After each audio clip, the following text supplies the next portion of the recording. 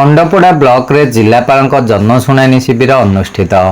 नयागढ़ जिला प्रशासन पक्षर खंडपड़ा ब्लॉक सम्मिलनी कक्ष रे जिलापाल ब्लॉक स्तरीय जनशुणाणी शिविर अनुष्ठित हो जाइछि।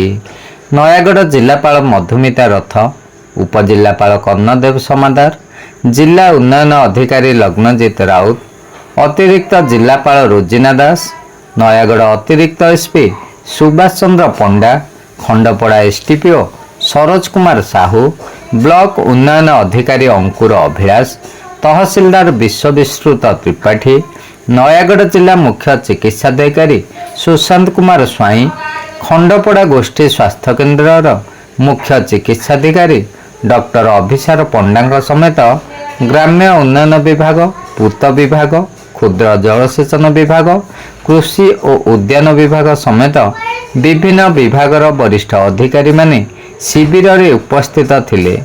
शिविर रे सर्वमोट 98 गोटी अभियोग पत्र ग्रहण करा जाइथिला।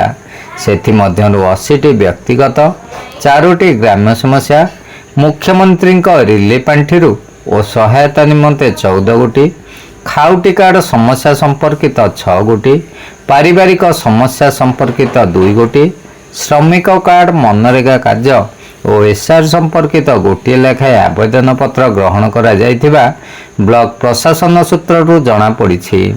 विभिन्न अभियोग मध्यरु 39 गोटी अभियोगर तुरंत शुणाणी करा जाइथिबा बेले अन्य अभियोग गुडी को तुरंत समाधान निमंते जिलापाल, बीडीओ और अन्य प्रशासनिक अधिकारी मानकु निर्देश देइथिले।